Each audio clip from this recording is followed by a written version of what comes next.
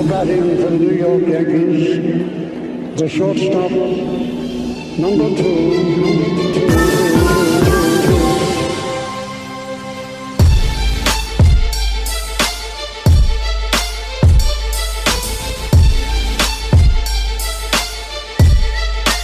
Welcome back. This is episode 181 of the NYYST podcast. I am your host, Christian, and it's Stat Guy Ryan. What up? No Chris today. No Chris today. So basically what happened is that he didn't want to be on the show anymore. He quit because he got his ass kicked in the game. Yeah, it was too much. He couldn't handle the embarrassment. At least taking a week off to just settle down and figure his life out. He's embarrassed that he got beat by his little brother. So That's usually how it goes. That's usually how it goes, especially in trivia. Trivia. He took his ball and he went home. All right, man. Baseball, Chris is dealing with some.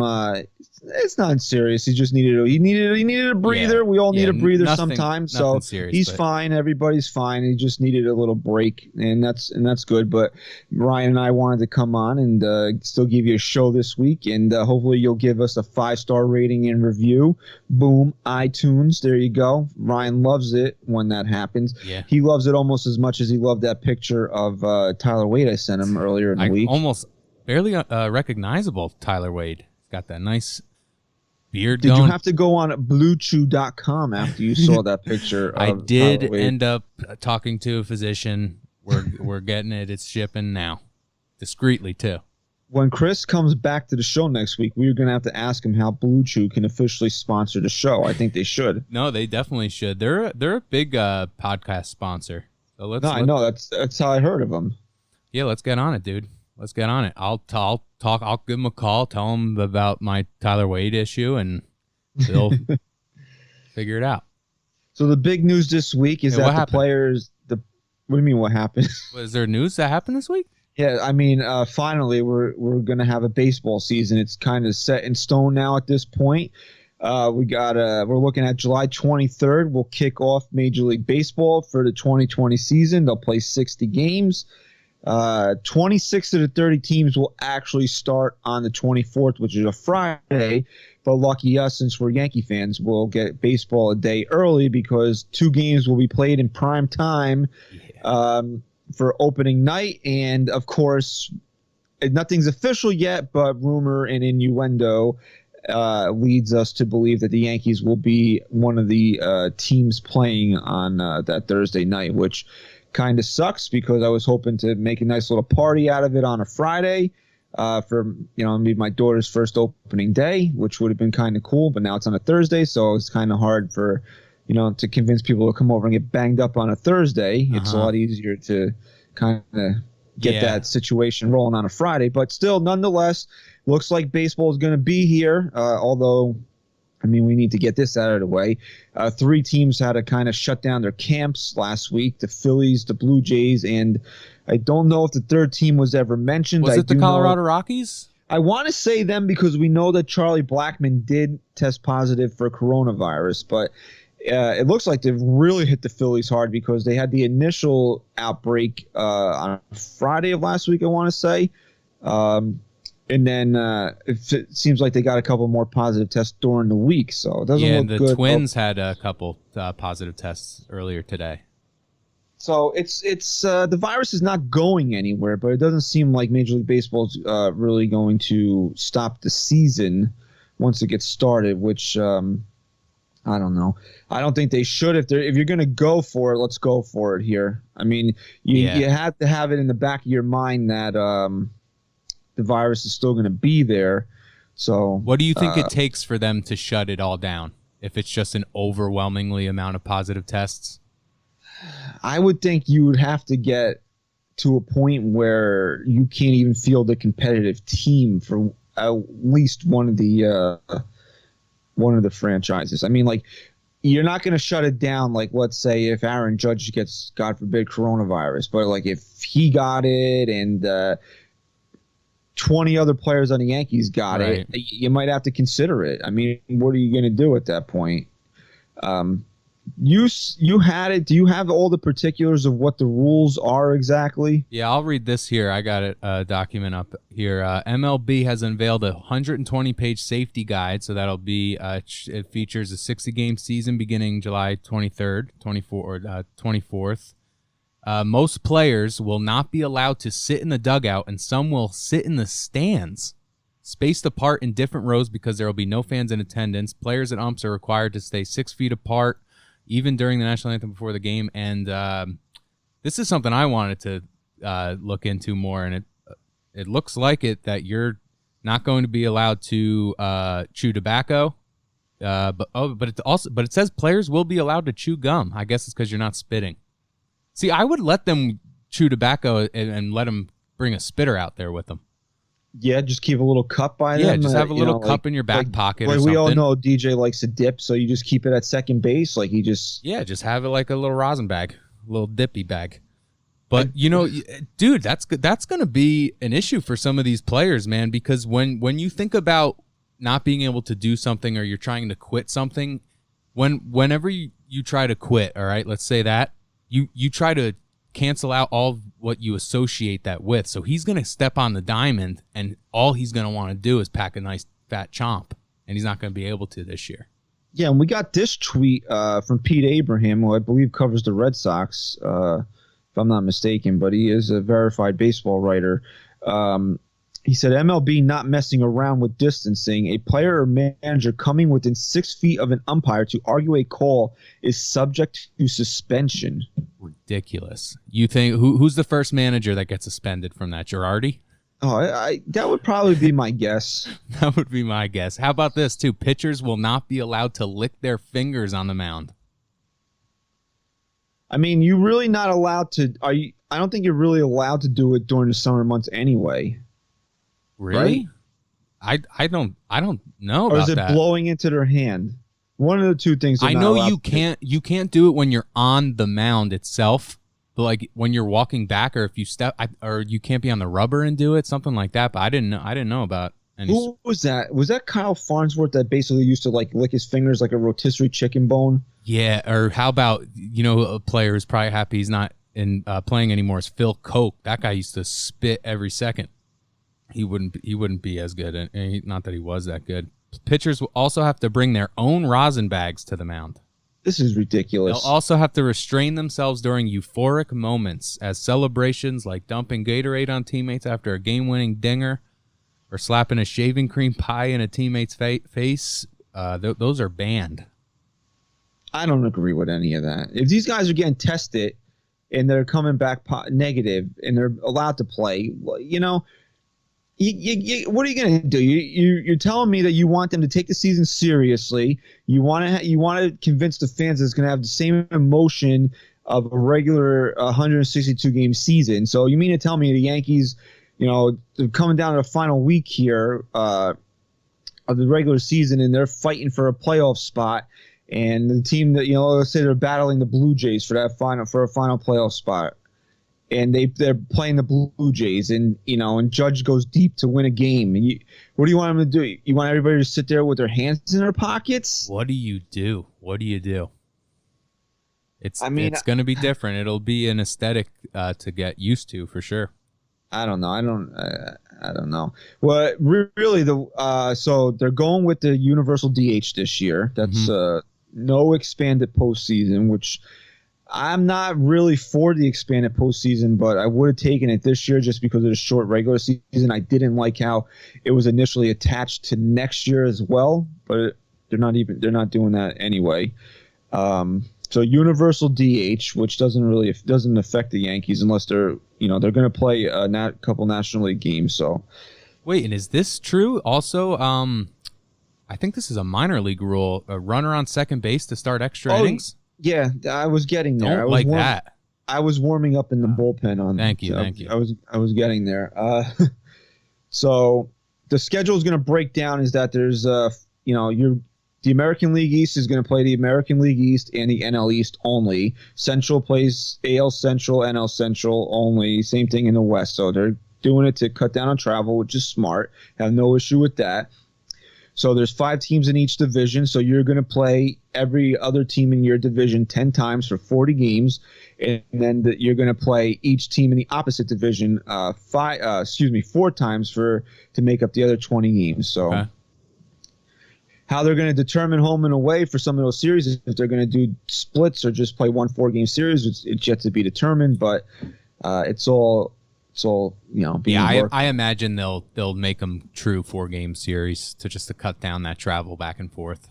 Yeah, I would probably say that would be the smart thing to do. But as we've seen throughout this whole process, MLB has not exactly been smart about things. Absolutely. And also they'll be playing spring training at their home ballparks, right? I think the only team maybe that isn't is Toronto, I think I read. Yeah, there's still some things that need to be worked out with them if they'll actually allow travel into the country right now. So they might they might actually have to move to like maybe an upstate New York, play where like the Syracuse Sky Chiefs play. Or something like that. Wow, I didn't even realize that would be the reason. It's all because of the travel into the country. Yeah, so that's still something that is going to have to be worked out. But as you brought up, the runner on second base there, I hate it. I really What's hate the it. Point? What's the point of that? Because I guess I understand the universal DH because you're playing. I guess it's a limited schedule and you're playing the National League more so. Not really. And I guess in terms of percentages you are. But the runner on second doesn't make any sense to me. Well, they want to cut down the length of games. If you're telling me that you want to cut down the length of games because it's a shortened season and you don't want to be having 15-inning games because there's going to be less off days, fine. All right, I'll buy that. But apparently the reasoning behind it is because they want to keep games shorter because of the risk of exposure. So you mean to tell me like a regular baseball game goes what, 2.5, 3 hours, right? Unless the Yankees are playing the Red Sox and it goes 5.5 hours. Yeah. So you mean to tell me that after the 9th inning, your chances of catching coronavirus go up exponentially like that? I mean, come on now. That's just absolutely ridiculous. I hate it. I think it's stupid. I think it's Bush League. It's not in the spirit of baseball. And you can disagree with me. I would love to get your take on it. I would rather have a tie after 10 innings than to run on second base. Honestly, yeah, I would rather that too. Yeah, 100%.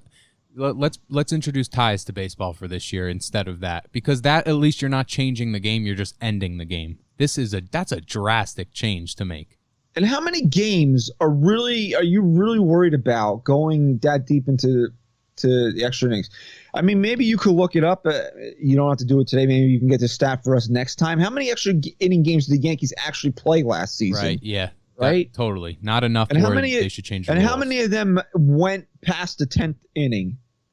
If you want to limit the game to being 10 innings, tie. Give me a tie. Yeah. I hate the tie. I really do. I don't want to see ties in baseball, but I think it's a lot better option than sticking a runner at second base, because I'm going to tell you exactly what's going to happen. I'm sure we talked about it on the show before. You're going to get the runner at second, which, by the way, they said the runner at second base will be the batter that made the last out of the previous inning. Little league rule. Yeah, which is just ridiculous in its own right. You're going to have actually, while I'm going on about this, if you could give me if you could look this up for me, I'd appreciate it. They actually broke down how the roster is going to be situated.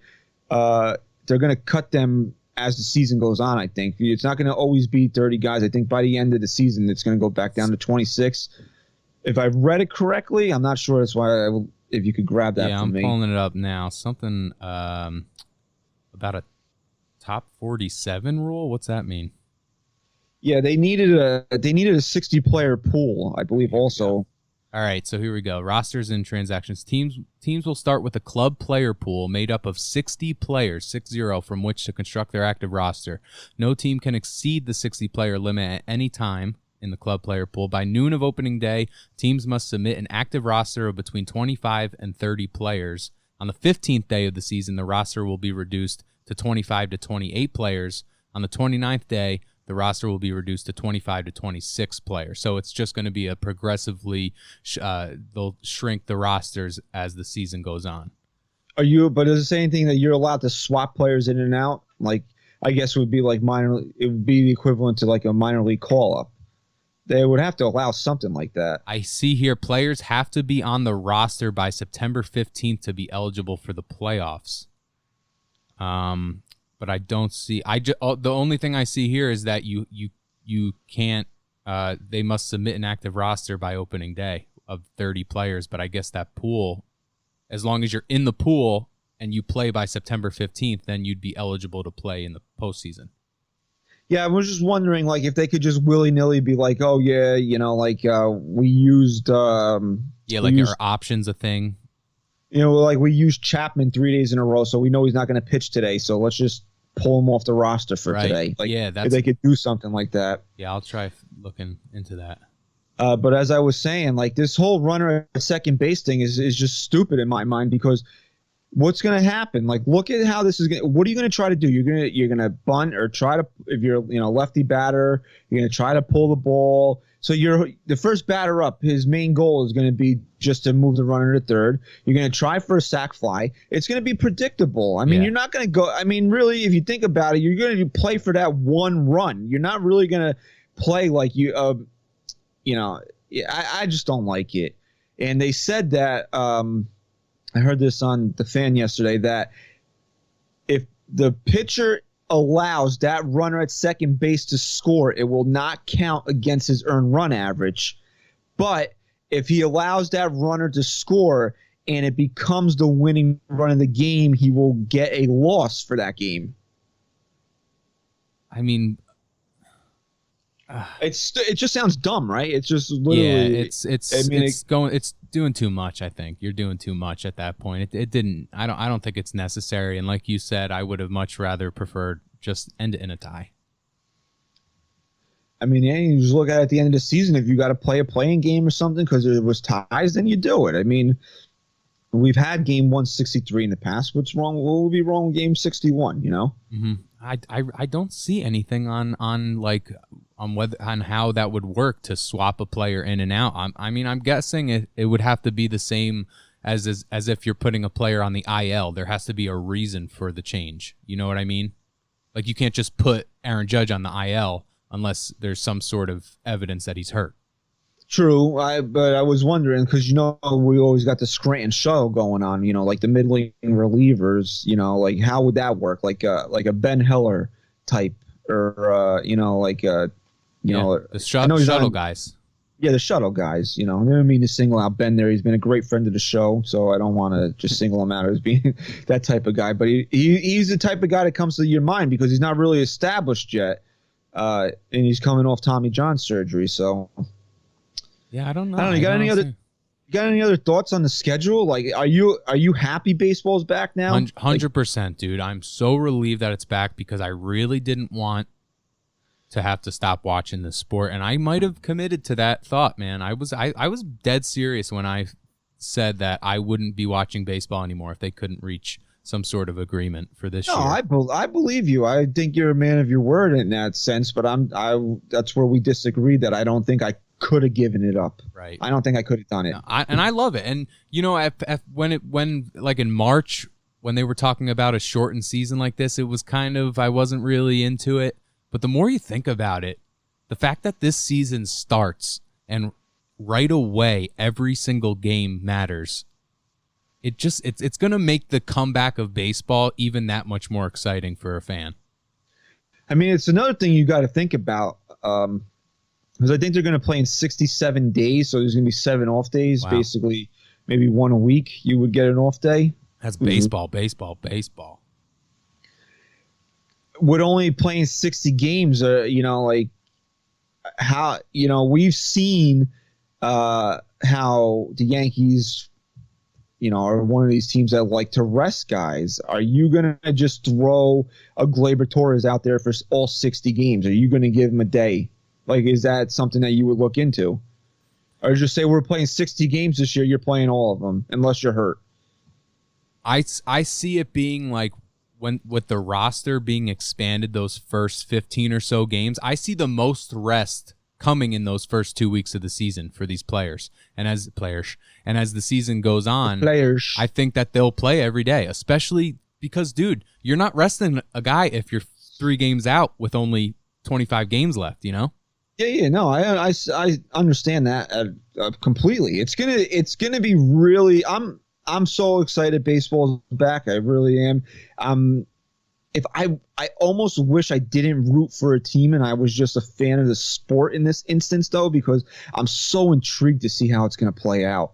Like, obviously, we're gonna have a rooting interest. We're gonna root for the Yankees and we're gonna want them to win as many games as possible and win a World Series this year. But I just want to, like, outside of that, I want to see how teams are going to handle this. Like, absolutely. Are you going to go? Do you even need a 5th starter right now? Great point. Yeah, because with the expanded rosters, you're going to have a really deep bullpen. So you can opt to go with a 4-man rotation, and then that 5th day, you just make it a bullpen day if you want, or you just skip and go right to the top. That's a great point. Do you want to maximize the amount of times Garrett Cole takes the ball this year? 12 times 5 is 60. Are you okay with Garrett Cole making 12 starts this year? Do you want to see if you could squeeze him out to 15 maybe? You know, I think that's all how the season plays out. You know, if we're in September and the Yankees are up and in a playoff spot, then you won't see them push Cole. But if not, if they're fighting, they're going to get as much out of that arm as they possibly can. But how about this? Pitchers, they can't lick their fingers, right? But they can carry a small wet rag in their pocket to be used for moisture. And they have to clearly show that they wipe their fingers dry before touching the ball or the rubber. Umpires are allowed to check rags at any point. Yeah, I mean, that would be something I would throw a little clear pine tar on that rag. A little Vaseline, maybe? Yeah, get a little substance. See, that they should just allow it for this year. You get to use pine tar. Why not? Just let them go. Didn't Michael Pineda re-sign with the Twins? I think so, yeah. What a joke that was. I mean, come on, dude. Hide it better than that. What else we got here? They're enforcing the 3-batter minimum rule, so that's something too. That's gonna be, you know, there's gonna be a lot of strategy a lot of new strategy that these managers are gonna have to deal with that they've never had to deal with. Yeah, but going back to the point about Garrett Cole, right? You were saying, like, if the Yankees are fighting down the stretch of the season, but you know, that's something that you might want to work on early in the season of getting him, go commit to a 4-man rotation. I don't know how that would work with the days off. Maybe if you're getting a day off a week, you can do something like that. Mm-hmm. Instead of throwing a 5th starter out there, because really, if you think about it, you know, the Yankees have Cole, they have Tanaka, Paxton, and then Happ, and then I guess the 5th guy you would probably be Montgomery. But you know, if Chris was here, he'd be taking a crap all over poor Jordan Montgomery. So, you know, I don't know. I think that's something you might want to think about heading into the season, is how you maximize Garrett Cole starts. That's something we should definitely break down once that schedule comes out, and we could really get a grip on it and see how it would play out that way. And not even the Yankees. Like, what about, are the Mets going to think about doing something like that with Jacob deGrom? I mean, they don't have Noah Syndergaard this year. No. So they're, you know, it's not like they have a strong number 2 to back up on. Yeah, you can spare me the fact that Marcus Stroman is there, because the guy, I'll say it again, and I'll say it till the day I die. The guy's softer than wet bread. So. Yeah, you're not a big Stroman fan. Dude, he blocked me on Twitter, man. I didn't even say anything that bad. Wow, he blocked you?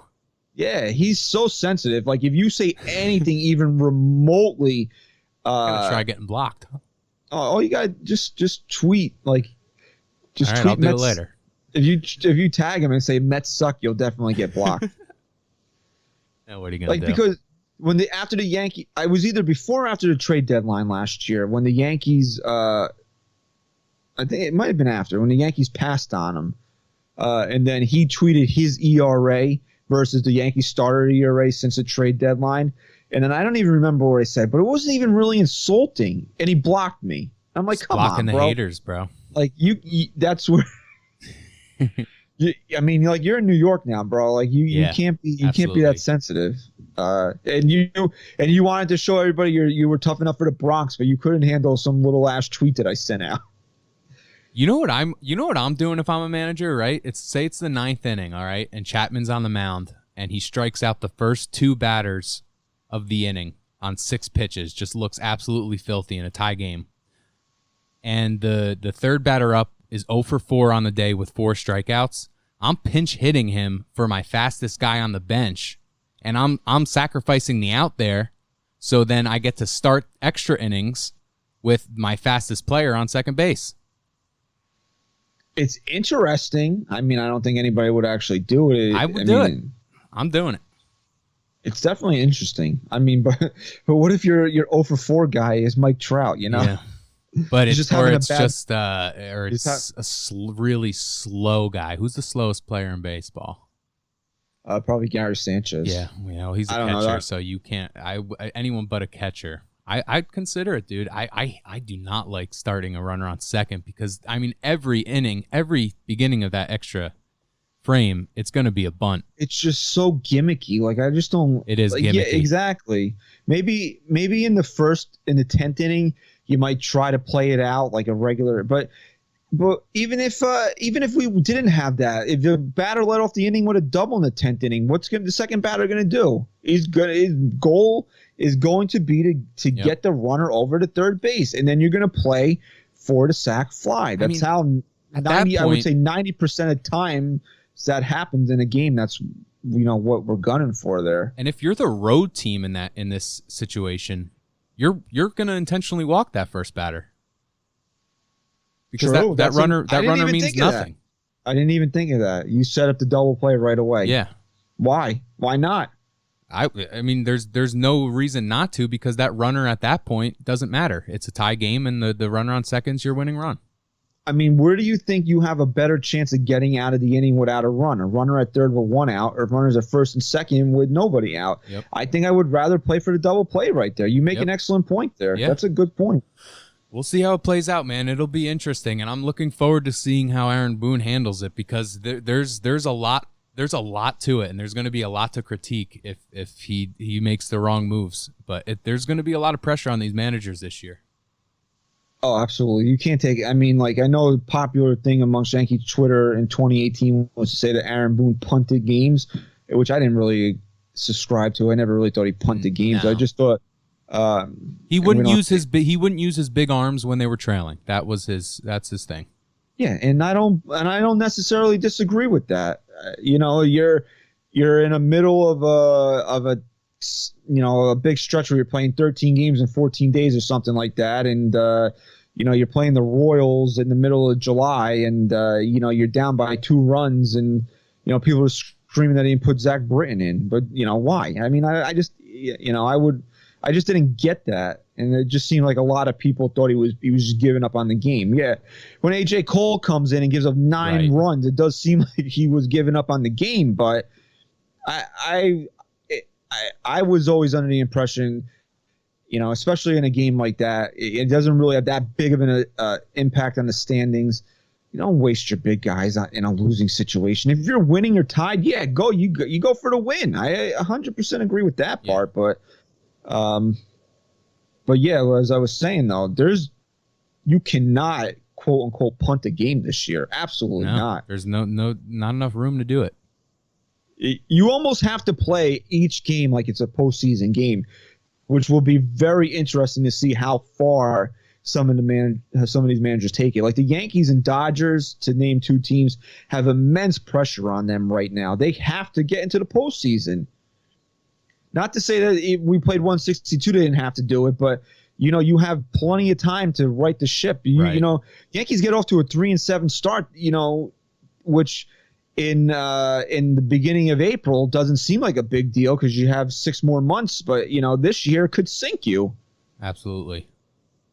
So are we looking at where game 1, Aaron Boone's playing it like game 7 in the World Series, because you really cannot afford to lose any games this year? Are you going to have a shorter leash on your starters? If Tanaka's out there and he gives up 2 runs in the first inning and he can't locate, are you going to be quick to get him out of the game? Whereas if we were playing 162, you know what? hey, I gotta let him ride for 4 or 5 innings right now. I gotta get, see if he works through this. Which I think actually even happened last year. I think it was against Boston. He gave up 4 runs early, and but then he gave up even more in the next inning, and it imploded on him. Yeah, he gave up like 12 runs in a game. But they kept him out there. Remember, he left him out there for longer than you would in the situation that would happen this year. Yeah, and I don't think that was right that Boone did that. I remember especially that. A guy like Tanaka. I think you should have more respect for him in a situation like that than not. But Tanaka's a consummate pro. He's not going to say anything. He knows he's got to go out there and eat up innings in a situation like that. But well, it's good that we'll be able to see Masahiro Tanaka, because it looked like that it could have been the end for him in pinstripes if they didn't play this year. Him, Paxton, you could look. I don't think Stan's going anywhere. His opt-out is at the end of this season, if I'm not mistaken. Gardy has an option, so this could be it for him.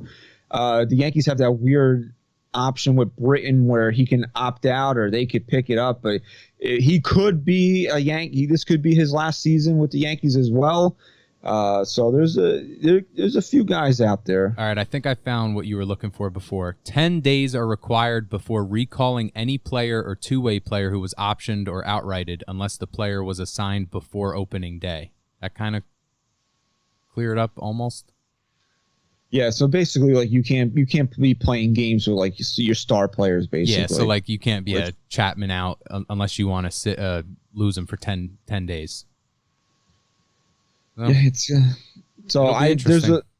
I'm saying we uncovered layers on this that I didn't even think about as we were talking right here. Which man, like I'm really intrigued to see how managers are gonna handle this right now. And think about players too playing on a contract year, right? Like your players like Tanaka, Paxton. I mean, they have 60 games now to show what they're worth going into free agency. I think what about a guy like Mookie Betts, man? Like, oh yeah, he's a great player. He's a top 10 in the league. There's no doubt about that. He gets off to a slow start this year. He's taken that into free agency where he might have hit 238 this year because he didn't have time to get his numbers up. Yep. Yeah, a lot of new unprecedented circumstances that we're going to have to take into And when he's going to go out there looking for a $35 million a year deal, what's somebody going to say? You hit 238 last year? Oh, my God. I forgot. Now, let me ask you something. What? I forgot Ryan batting average doesn't count anymore. Yeah, no, it doesn't mean anything. You were always adamant, or maybe not adamant, but you had the opinion that if the Yankees fail this year and have an unsuccessful season, that you felt that maybe it was time to move on from management, move on from Brian Cashman. Do you still have that same stance, or is it kind of leaned a bit now that we're playing on such limited terms? It's really. I got to see how things play out. Right. I mean, if the Yankees get hit with a outbreak of coronavirus, then no, I can't say that it's time. Well, we should fire everybody because of that. It's the world we're living in. I still think that this team should make the postseason this year. So yeah, I would have to really sit there and consider maybe making a change if they don't. But I'm going to tell you right now, I don't think anybody's getting fired off of this season. In my heart of hearts, I really don't think anybody. Unless you really wanted to, unless you were going into if you were leaving 2019 saying, I really want to get rid of my manager in 2020 and I'll find any excuse to get rid of him, like the Yankees kind of did with Girardi after 2017, I don't think anybody's getting the boot unless you have a disastrous season. Like if the Yankees go 5-55 or something crazy like that. Yeah. And another good point, Chris tweeted this a little while ago. He tweeted it. That which I was actually surprised by this, but there was only one season over the last decade that in the span of the first 60 games, the Yankees were in fourth place once, and the other 9 times they were in either first place or second place. So the Yankees are a pretty damn good team those first 60 games, more so than you would think. I wouldn't realize that, but I have all the numbers up here. Only in 2016 they were 30-30 after their first 60, and they were in fourth place. But other than that, first place, second place, 5 games over 500, 10 games over 500. So Man, it should be interesting, dude. Because you look at the Nationals last year, they were terrible. I think they were 21 and 27 at one point, or I don't know. Really after 60 bad. games. Yeah, very bad. I think you have to look at it like, what is the number that would get a team into the postseason this year? Would 45 wins? Would you feel comfortable? 45 wins gets you in the postseason. 45 and 15, I would think so. Yeah, I think 45's that the number that you hit that. You're in the postseason. Because if you do the math, that's a 750 winning percentage. Bro. Yeah. I mean, you'd win 121 games in a 162 game season. So, yeah, I would say 40. But yeah. I would say if you win, even if you get to 40, I think you got to feel pretty comfortable.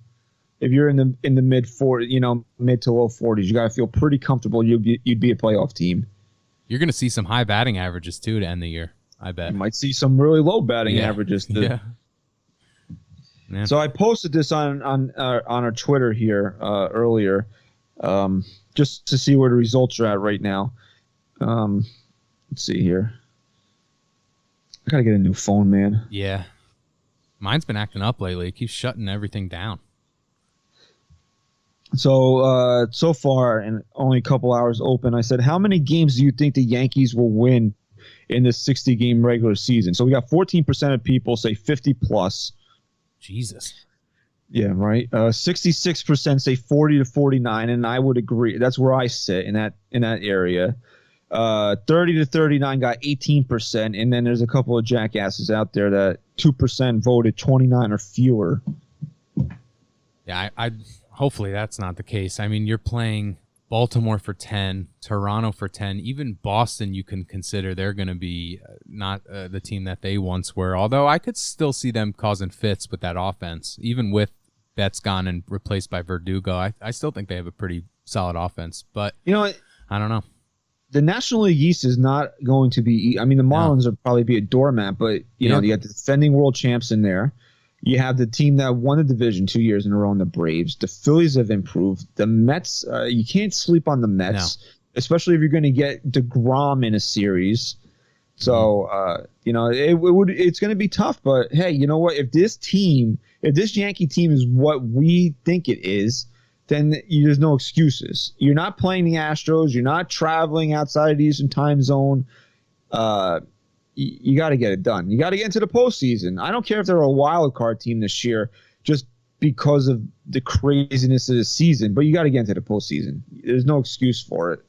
Yeah, and really with that point, you have to then say that 60 games is a good enough amount to determine a true champion, and it's not going to have any sort of asterisk attached to it because you're going to have to make them count. It's not. It's 60 games. I know it's a drastically shorter season, and there's an argument to be had that it may not count as much as a regular season. But when you're playing 60 games against, a tough division, a tough NL division like that for the Yankees, this is going to be a test that if they pass, that you can't say that they aren't worthy of whatever happens. Any team. I definitely agree. Even if the Yankees don't win, I don't want to see an asterisk next to it. I definitely don't want to see one if they do win. I think we're all playing by the same rules here. You earned it. Right. You went out and earned it. Let's go. That's a World Series title to me. Now, did you see that Jim Crane, the owner of the Astros, is actually trying to get ticket sales for this year? Yeah, because I believe Texas is going to allow spectators in. No way.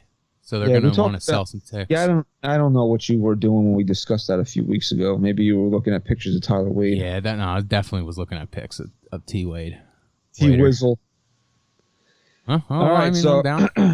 Sell some picks. Let's move off of this unless you got anything else you want to cover on this. We covered.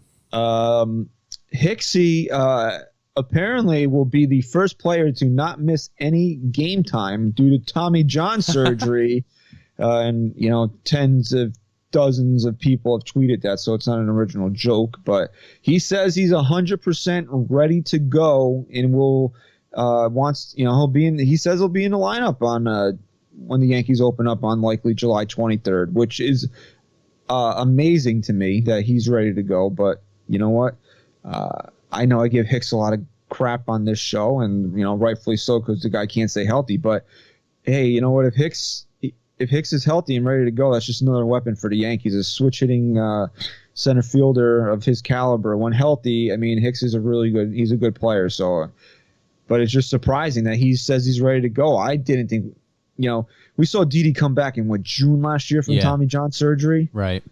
And we all know that he came back too early because he wasn't really the same. And we know Hicks is kind of made of glass a little bit. So no one was really, I thought August if we were going to see him at all this year, but I would have guessed that too. Now, that's another layer that you have to consider for Aaron Boone to worry about, because if they start the season with Hicksy healthy, with Judge healthy, Stanton healthy, they have Tauchman back, Miguel Andujar, one of those players is going to have to play most of the games on the bench this year. Who's that guy? Is it Andujar? Or Gardner? No. Gardner's going to have to be on the bench. Definitely, Tauchman's definitely the odd guy out. And then, so what about Gardner is just on the bench then? Or you'd start Gardner over? No, so they're both sitting. I really think that Gardner was re-signed thinking he would have to play a lot of center field this year. Right. And when he was signed, we weren't in a pandemic. So absolutely, great point. So I mean, and Gardy was probably going to get bumped back to the bench, or I defend Giancarlo Stanton until I'm blue in the face here, but we probably were all anticipating an IL stint for him at some point as well. Mm-hmm. So he probably could have slid over to left field and still got some playing time in. So you think about it, your starting outfield is probably going to be Hicks, Judge, and Stanton. Stanton's probably going to get a lot of time in left field. And then you have Gardy and Tauchman and Caddium, which is fine by me. I have no issues with that. You know what? I could actually even see them. I see the outfielders having more days off than the infielders, where it'll be they'll kind of maybe have a little. We lost connection here. All right, so we'll just have to make a mark for Chris. I texted the group just to see how long our call was. It's right around like the 43-minute mark, so we're good. All right, so the last thing I said, I don't know if it picked up or not. Something on Hicksy. That Gardy and Tauchman would have to caddy. Mm-hmm. I don't know. No, what were you? You were about to say something. Yeah, I was in the middle of talking. All right, I'll start it off. I got you. Just pick. All right, we got disconnected, but we're back. But what I was saying was, will they use some sort of like a rotation almost for these outfielders, because there's so many to deal with. There's also these a few of these players are coming back from injury. Almost all of them are coming back from some sort of injury. Aaron Judge, Giancarlo, Hicksy, Tauchman, Andujar as that extra roster spot. So it's going to be interesting if they want to ease these guys back into the regular season, and they have the option of doing that with such outfield depth. There's not a team in baseball with the amount of depth the Yankees have in the outfield. Well, somebody was trying to make the point the other day that in a 162-game season, the depth is a strength for the Yankees, and it's not really and I think it was Boomer and Gio were making this point. They're saying it's not really an advantage for them in a 60-game season, but I think it still is because of what you just said. You're going to have Hicks coming back from Tommy John surgery. We don't know if, even it is 60 games. We don't know that he's going to hold up for all 60 games, or it would be recommended that he plays all 60 games. We don't know what we're all assuming. I don't think I've seen anything concrete on Judge yet. Maybe you have. I just saw that Hicks definitely said that he's ready to go. The Yankees we think that Judge will be ready, but again, will he make it?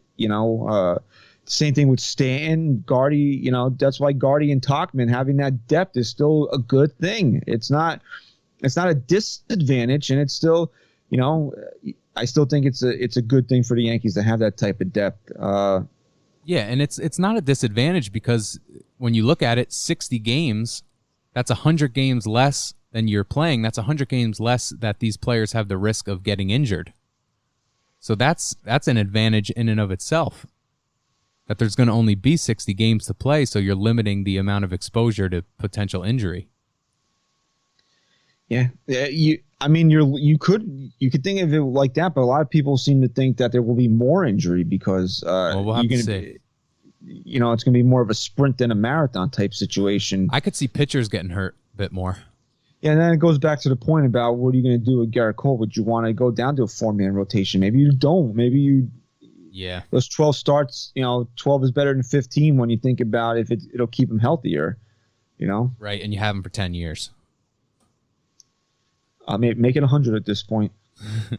100 was it was a 10th year option, right? I think was the contract. Yeah, something, and then he could get paid more or something.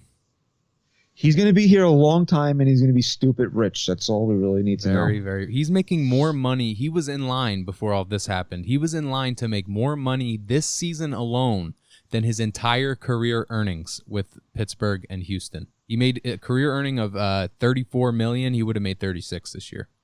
Speaking of Houston, their salty ass fans were tweeting that the Yankees shouldn't be excited about having Garrett Cole this year. To paraphrase, basically, because his ERA after 60 games last year was 4.12. Oh my God, yeah, and then look at what he did in that postseason, dude. That was one of the best starting pitching performances I've seen in a postseason. What Garrett Cole was doing last year.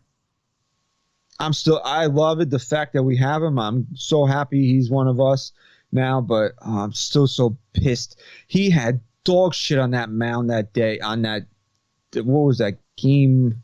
It's like game 3 or 4 when he pitched. It was game 3. I was at that game. And Didi just missed. Just missed a grand slam. Yes, right to the right field wall. He didn't have anything in that game, man, and they still couldn't touch him.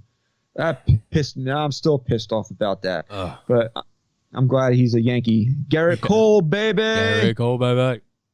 So, who else is a Yankee is Jay Happen. We were talking about this earlier, maybe yesterday. Happers, he's kind of getting screwed by the short season here. He can't hit his option. It's impossible. He can't. He's not going to make the 17 starts, and he's not going to throw 158 innings. Bye-bye. Just a little side note there that you think about, because you got to think about it. Guys like Jay Happ, how many other guys, but we don't know of because we really focusing on the Yankees mostly, and we're not really up on contract statuses of other guys really. How many other guys have certain clauses in their contracts where an option would pick up or they would get a bonus? Like there's guys that have performance bonuses in their contracts where like if you hit 40 home runs, you get $500,000. Or if you make an all-star team, you get $250,000 or some shit like that. These guys are not going to be able to. There's no all-star game this year. So anybody's got an all-star bonus in their contract is beat. Guys that have those type of 100 RBIs will get you $100,000 or some shit like that. You're not going to hit. Who knows, bro? Maybe somebody will drive in 100 runs. Yeah.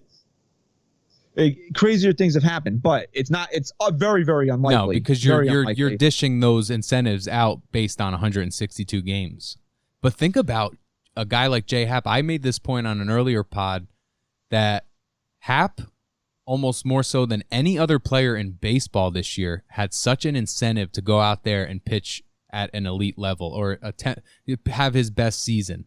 Because all it took was 17 starts and a certain amount of innings, and with this rotation that if he was performing, he would have hit one of those marks. So to have that completely erased, it's got to be deflating for Happ a little bit. Yeah, with Severino's injury, it was almost a lock he was going to make 17 starts. Mm-hmm. The Yankees definitely would have killed it if they had Severino. They would have never let him near 17 starts, but with Sevy being out, he was going to be a vital part to this rotation. And he still is probably going to be, but he's definitely not going to make 17 starts this year. Not a chance. As we said earlier, if everybody takes their return through the rotation through 60 games, that's 12 starts. So you got to hope there's a nice Baltimore series in that first 10 games. Get right out of the gate with a nice, easy one. But who knows? They lost the series, I think, against it was Chicago last year they lost, and Detroit early on. I don't know. Something. Yeah, but remember the Yankees went 17-2. Yeah. They went 17-2 against the Orioles last year, but they went 1-2 in the first series of the season against them. Crazy. Yep. And I was at one of those games. I was at the second game of the year. That was Paxton's debut, and I was so excited to see Paxton pitch, and he was kind of iffy, which he was like that a lot last year. But yeah, and then that second half, once he started throwing that curveball, yeah, he was filthy. But unless you got any other topics, I'm going to close the show out on this. No, man, let's close. Yeah, I mean, Ken Griffey Jr. made his way into Yankee Twitterverse this week because there was a documentary out about him over the weekend where he said that, basically, in paraphrasing here, that he would never, ever play with the Yankees, that if the Yankees were the only team to offer him a contract, he would retire from Major League Baseball. Now, there's a whole story behind that, because back when he was a kid and his father played for the Yankees, he was told that he had to leave the dugout when he was visiting his dad. And his dad said to him, look over there at third base. And what was going on at third base? Greg Nettles and his son were taking grounders at third base. Now, it looks really shitty on the surface, especially given the climate of the world we're in right now, right? Yeah. Everybody is looking for any type of perceived racism. It looks really, really bad that a black player and his son were told to leave while the white player and his son got to stay. It looks really, really bad. Okay, I'm not denying that. I'm not calling Ken Griffey Jr. a liar, although I will read you the story from the USA Today, which should not be a hack newspaper. It should not be. No. I'm going to read you this, because tell me if this makes any sense to you. Okay, ready? Griffey Jr. told a story of how his father, Ken Griffey Sr., an outfielder for the Seattle Mariners in the later stages of his career at the time, was mistreated by the Yankees organization. Griffey Sr. had previously played for the Yankees from 82 to 86.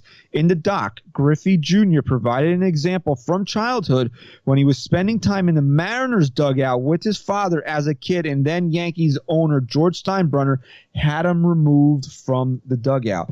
Now, I went and did a little investigating because because I had always heard about this story, and I always assumed that it was when Ken Griffey Sr. was a Yankee, because why would anybody tell a visiting player to get his kid out of there? That would probably have to come from the other team, right? Yeah. So I'm saying, okay, maybe because I never really paid that much attention to it, that maybe he was with the Mariners. But then I looked it up, and I looked up Ken Griffey Sr.'s stats, and he played with the Mariners from 90 to 91. And I said to myself, I'm pretty sure Ken Griffey Jr. was also on the Mariners those years, and I looked it up, and he was on the Mariners in those years. And so I'm saying this story doesn't make any sense whatsoever. And then I went back and looked, and Greg Nettles last played for the Yankees in 1983. So this story had to have taken place in 82 or 83 for it to – but this USA Today article is so poorly written, and the facts are so completely misconstrued that it makes Ken Griffey Jr. look like a friggin' liar. I mean, it's not. It doesn't make it look good, I guess. But and Nettles wasn't in the dugout with his kid. His kid was on the field too, so it's not even the same thing in a way. And there's another layer to it, because we don't know if somebody then went and told Greg Nettles his son had to go. All we know is that Ken Griffey Jr. was told he had to go, and because we're hearing, and that's the story that wants to be told, that Ken Griffey Jr. had to leave. We don't know anything past that. And I'm not saying, and again, I'm not calling Ken Griffey Jr. a liar. I don't want to be accused of being racist, because that's what I was on Twitter when I made this tweet. And for me, it kind of blew up. It got over 2,200 likes. Oh, that's a blow up. It says, and I wrote this, and I want to take the time on the show to explain this, because I think it's fair for me to use this platform to say this. And it's Ken Griffey Jr., and this is my tweet. Ken Griffey Jr. is one of the greatest to ever play Major League Baseball, but I couldn't give a shit that he wouldn't have ever signed with the Yankees. The Yankees did okay with who they had patrolling center field during Griffey's prime. Career World Series titles, Bernie Williams 4, Ken Griffey Jr. 0. Yeah, and Bernie Williams I don't know if he still holds it. I don't think he does, but at one point he had the most postseason home runs of any player in baseball. And then my mentions are flooded. I had them muted because I got sick and tired of looking at it. You missed a point. You don't get it. Blah, blah, blah, blah, blah. I didn't miss the point. Everybody wants to go and point to racism right now and say, oh, it was a racist thing the Yankees did. Maybe it was. I'm not saying it wasn't. I'm not taking that. I'm not saying that it wasn't. It could have very well been a racistly motivated thing. I'm not saying it wasn't. I wasn't there. I don't know because was it Billy Martin? Was it a Yankee staffer? Was it George Steinbrenner? Who actually said to get the hell out of the dugout? We don't know. There's a lot more to the story that we don't know. Right? And again, I'm not calling Ken Griffey Jr. a liar. I'm sure it happened. I want to believe that it happened because it's a really dumb thing to make up and hold a grudge over if it didn't happen. But I didn't miss the point. I understand the point of Ken Griffey Jr.'s story in the documentary that he felt disrespected by the Yankees organization, that there might have even been racial overtones towards it because if you look on the surface, the black kid had to go and the white kid got to stay. So I understand it. I'm not showing my quote white privilege or whatever others buzzword of the time is. I get it. I 100% understand. I cannot make that any more clear. I get Ken Griffey Jr.'s point of his story.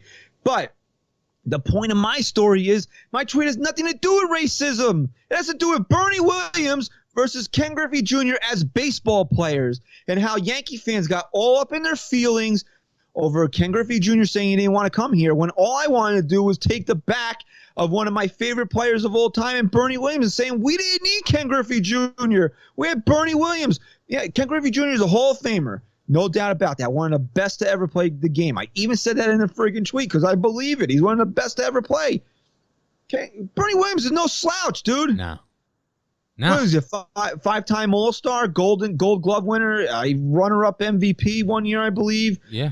He was career 297 hitter, clutch guy. Come on. That's all the tweet was about. It was souping up Bernie Williams. 100%. The guy had how many home runs in the postseason? 22 dingers in the postseason, 80 RBI. That's all the tweet was about. Why do you care you didn't want to come here? We didn't have Bubba Crosby here. Right. We had, I'm saying, during I know what you mean. Junior's heyday, you didn't have a slouch like Bubba Crosby here playing center field. You had Bernie fucking Williams. Yeah, baby. Burn, baby, burn. I mean, what? That's the whole point. Like, don't worry that this guy didn't want to come here. Just be happy that we had a guy in Bernie Williams that we all loved. Plus, if you take away Bernie Williams, who knows if John Sterling's coming up with all these calls that we get today? Because it all started with Burn, Baby, Burn. Very true. Very true. So take that into consideration. And I had to go on to clarify, like, not everything needs to be about race. No. Everybody wants to make it about that right now. But I feel like I should be allowed to just make a tweet about two baseball players and have it be about nothing else than two baseball players. Well, I had a lot of people had to agree with you in a way if you got all those likes. So it did resonate with a certain crowd. Yes, and I understand that, and I'm just saying, man, like we have to, as a society, get past this thing. Like, yes, I'm not saying racism is a good thing. I'm not saying let's all go be racist. That's the opposite of what I'm saying. We should not be racist. Racism is a very bad thing, and I agree with the protests and saying we need to stop being friggin' racist. But we also need to get to a point where not everything is racist. Absolutely. You can make a point about something, and just because it involves a black person and a white person, or in this case, Bernie Williams is a Puerto Rican person, that it's not racist. You're just comparing two guys that have the same profession. That's all you're doing. That's what we do in sports. We compare. And if you want to be racist, if I'm so racist, why would I soup up a Puerto Rican guy? Yeah, if I'm so racist, I should hate everybody. I should hate everybody that's not white. You would, right? Yeah, I'd imagine. I'm sorry. Like if anybody's offended by what I'm saying right now, I'm sorry, but like I just don't feel like that we should be at this point where like we should have to watch everything that we say. Where like we can't. We compare two players. Somebody's going to say it's racist. So it's baseball. This is what we do. Yeah. This is what we break down games. We talk about players. We compare things in different eras or same eras. This is what we do. It was on the field, and it was an on the field comparison. You weren't comparing what they do off the field. When you step on the baseball field, you're a baseball player.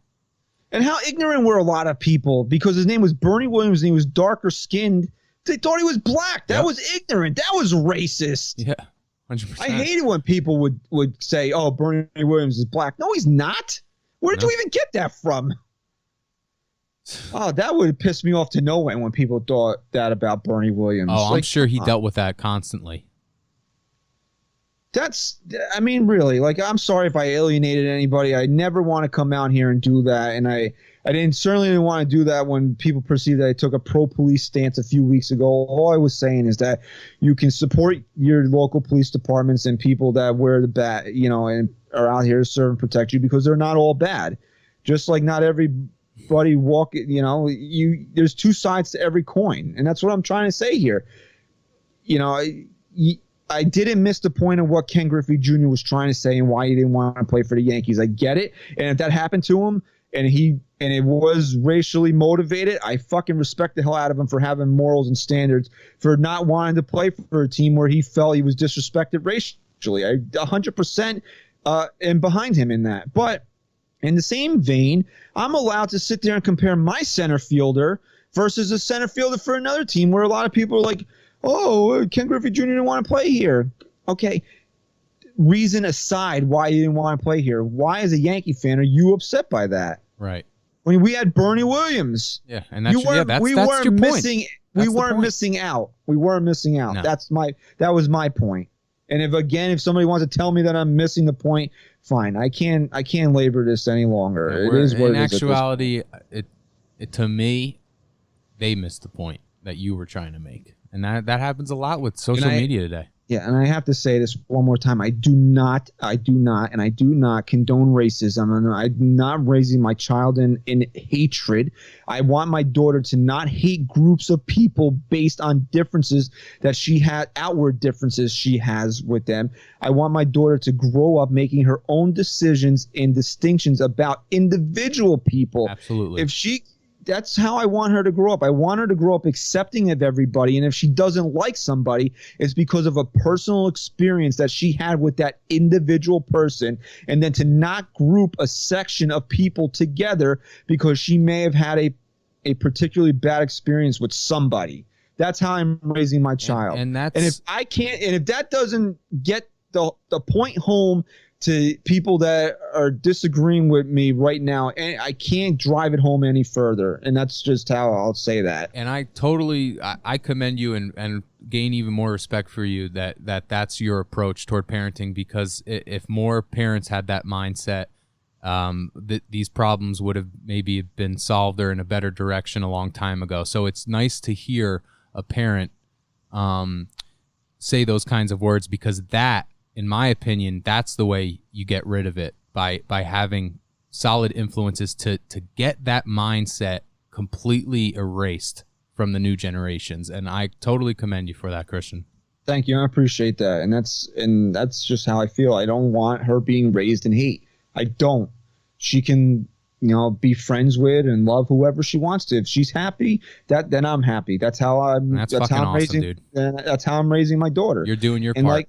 And that's it. That's all there is to it. And if she doesn't like somebody, it's going to be because she didn't have a good experience with that person. And then she's going to know that not everybody is like that. And then she will be able to compartmentalize that one person and still be able to be friends with, a certain race, even if she had a difference with a certain person, and and that's how I want her to be raised, and that's how I want her to grow up. So again, that's the last time I'm going to say it. If that doesn't drive home my point of everything that I've been saying in the last few minutes, then nothing else will. Agreed. So anything else, Stat Guy Rye? No, bro. I think this was a good show without Chris. We should do this more often. I kind of missed it. I miss him too. I wish he was sitting beside me right now. No, I mean, it's been hot, so he might smell funny. I do get his chair, though, and this chair is much more comfortable. I think for taking over this week, you should just get the chair going forward. You know what? I should get the chair just because I beat him in trivia. That would have been a good, another layer to my winnings. Yeah, so we're so glad baseball is back. I'm excited. Me too, man. And it's here. It's back, too. Like right next July 1st, I think they start spring training. Yeah, so I'm ready to go. I just hope that we're able to keep the virus under control enough where we don't have to see anything really drastic happen to a team or the league itself. So yeah, I'm still not going to get my hopes up until they're playing on that first inning when you see Cole on the bump. But at the end of the day, if they don't play this year, it will be for the reason that we all thought that they wouldn't play this year, and it's just because of the health and safety and not because they couldn't come to an agreement. So I'm glad that, not glad, but you know what I mean, that it's not going to come down to back and forth stalled negotiations. But if this doesn't work out, it'll be for an actual reason, you know? I mean, the players didn't want to agree to anything. Manfred had to implement the schedule. I mean, it was just a bunch of nonsense. We could have gotten this agreement 3 weeks ago. We really could have, but we're here now. That's why I didn't really want to harp on the dissension between the players and the owners, because we're here now. Now it's time to really sit here and think about, like how Ryan and I discussed, pitchers and the strategy and how managers are going to handle things, because that's what we want to talk about now. It seems. Baby. Let's go. We're finally, dude. How many months of talking about non-baseball have we had to go through, from the offseason to Houston? Everything. We should have called The Rock and had him come on and go, finally, baseball is back. Yeah, dude. Maybe they'll have him for opening day to scream that out there. Although if he had an interaction with Jeff Passan on Twitter really today. Yeah, apparently Passan met him when he was younger. Oh, good for him. He fanboyed over The Rock. Oh yeah, good for him. I would fanboy over. He's one of three people I would super fanboy over. He's the highest paid actor in Hollywood, I think, right now. I think if I saw him or Sylvester Stallone on the street, I would freak out. Really? Yeah, Sly too. Yeah, come on, bro. Yeah, I know. You would start shaking a little. I don't know. Honestly, I don't know what I would do if I saw Sylvester Stallone just walking down the street. I'm surprised you never met Stallone like at some sort of. You ever go to Comic-Con or no? I went once. Oh. Yeah, some sort of convention or something. Yeah, I mean, if you're not willing to put the money in, Comic-Con is stupid. Yeah, I hear you. But let's talk about that another time. I think we gave the fans plenty of content today. I think this was a really good show. We did miss Chris. He's just taking a little break, but we did miss him. We have to soup him up a little bit. He's a little down in the dumps, especially after Chris is the best. Getting his ass kicked in trivia. Yeah, I mean, how much? The battle of the brothers. You the loser. You lose. You lose. You will lose. I got to throw my Ivan Drago in there. But thank you for listening to episode 181 of the NYYST podcast. Please follow us on Twitter at NYY Sports Talk. Stat guy, Ryan. Go Yanks. All right, everybody. Thanks for listening. Peace.